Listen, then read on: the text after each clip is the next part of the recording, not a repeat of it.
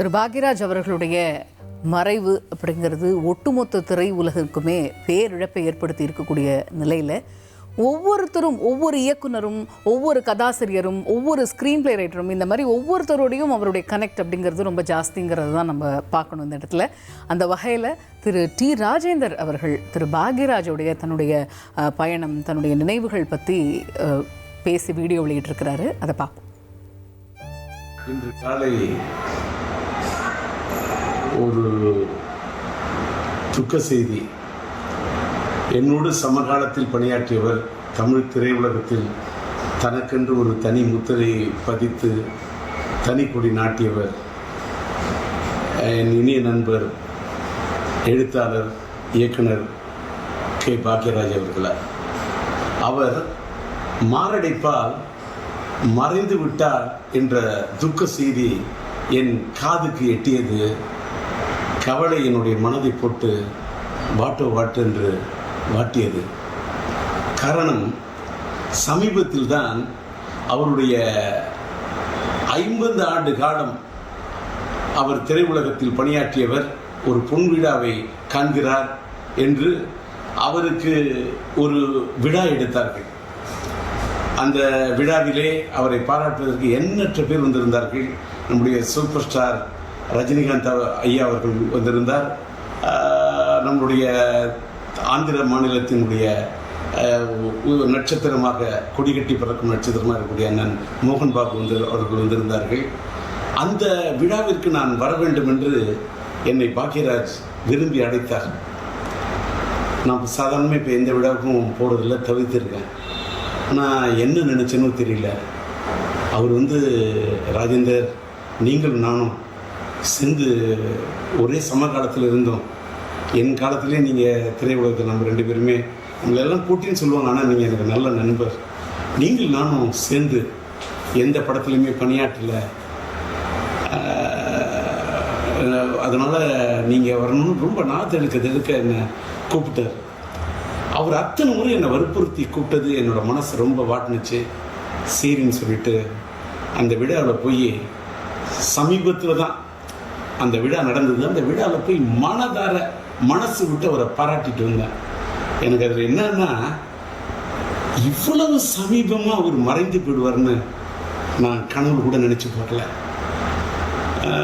ஆனால் ஒரு சின்ன அவர் மறைந்து விட்டார் என்பது துக்கம் தாங்கலை, நெஞ்ச வாட்டுது. ஆனால் ஒரு சின்ன ஆத்ம திருப்தி என்னன்னா, ஒரு மனிதன் மறைந்து விட்ட பிறகு இன்னைக்கு நான் இரங்கல் செய்தி போடுறேன், எல்லாருக்கும் ஆறுதல் தெரிவிக்கிறேன்.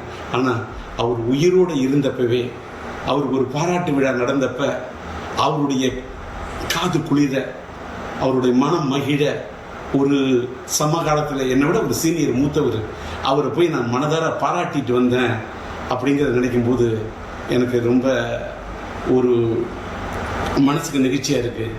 அதோட இன்னொரு நிகழ்ச்சி என்னென்னா, நானும் அவரும் எந்த படத்துலையும் சேர்ந்து பணியாற்றலன்னு சொன்னார் அப்படின்னு சொல்லக்குள்ள, என்னுடைய இனிய நண்பர் சாய் ரமணி அவர்கள், இயக்குனர், அவர் இப்போ ஒரு படம் எடுத்துக்கிட்டு இருக்கார், கன்னடத்து பைங்கிலின்னு ஒரு படம்.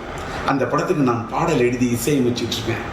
அந்த படத்தில் ஒரு கதாநாயகருடைய தந்தையார் கதாபாத்திரத்திலையும் தாயார் கதாபாத்திரத்திலையும் நம்முடைய கே பாக்யராஜ் அவர்களையும் பூர்ணிமா பாக்யராஜ் அவர்களையும் நடிக்க வைக்க இருக்கிறேன் என்று அவர் சொல்லிவிட்டு, டி ராஜேந்தர் எழுதி இசையமைக்கக்கூடிய இந்த படத்தில் அவர்கள் இருவரையும் இணைப்பது என்பது எனக்கு ஒரு பெருமைக்குரிய விஷயம் என்று சாய் ரமணி சொன்னார். அந்த படத்தின் படப்பிடிப்பு நடந்து அந்த படப்பிடிப்பு நிறைவடையக்கூடிய சூழ்நிலையில் இவர் இப்படி ஒரு முடிவுரை எழுதி விடுவார் என்று நான் நினைத்து பார்க்கவில்லை.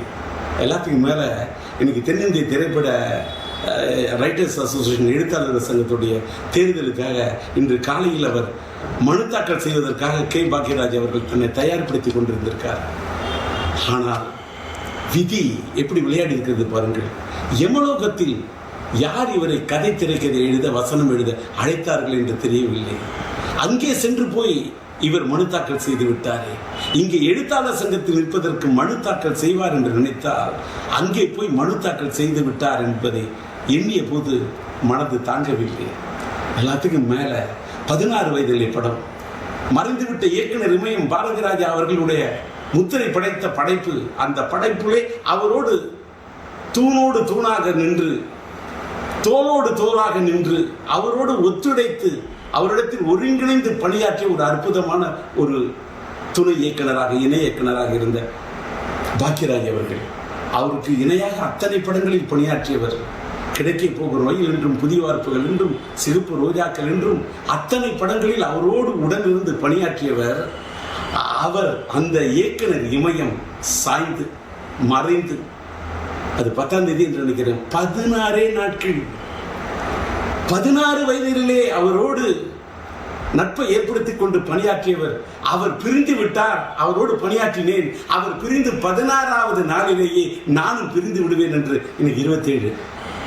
இந்த மண்ணை விட்டு பாக்கியராஜ் போறாருன்னா 16 வயதினிலே அந்த படத்துல அதில் இருக்கக்கூடிய எண் 16. தன்னுடைய குருநாதர் மறைந்து நாட்கள் எண்ணி 16, அதில் என்னை விட்டு சென்று விட்டாயே என்று போய்விட்டாரே, தாங்கவில்லை. சுவரில்லாத சித்திரங்கள். அவர் எடுத்த படம் சுவரில்லாத சித்திரங்கள். இன்றைக்கு சுவர் இல்லாவிட்டால் சித்திரம் இருக்காது. நீ இல்லாவிட்டால் தமிழ் உலகத்தில் எங்கே சித்திரங்கள் இருக்கும்? நீ எடுத்த படம் ஒருகை ஓசை. ஏன் இவ்வளவு திடீரென்று நினைத்து விட்டாய்? நின்று விட்டது உன் குரல் ஓசை. நீ எடுத்த படம் மௌன கீதங்கள். எங்களை பாட வைத்து விட்டு சென்று விட்டாயே, ஏன் சோக கீதங்கள்? நீ எடுத்த படம் தூரல் நின்று போச்சு. எதற்காக இன்றைக்கு உன்னுடைய மூச்சு நின்று போச்சு? நீ எடுத்த படம் முந்தானை முடிச்சு. ஏன் நிறுத்தி கொண்டாய் நீ விடுகின்ற மூச்சு?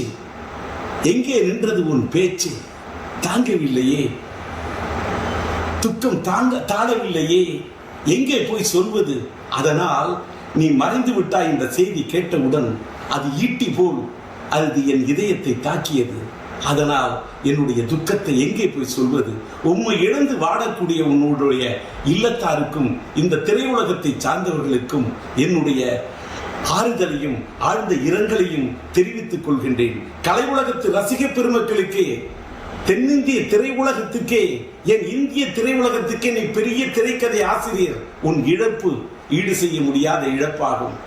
உம்மை இழந்து வாடக்கூடிய ரசிக பெருமக்களுக்கும் என்னுடைய ஆறுதலையும் ஆழ்ந்த இரங்கலையும் தெரிவித்துக் கொள்கின்றேன். இன்று காலை இனி செல்லும் இடமெல்லாம் செய்தி.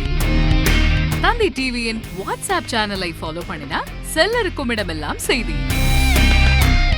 இதோ QR கோட், இப்பவே ஸ்கேன் பண்ணுங்க, ஃபாலோ பண்ணுங்க.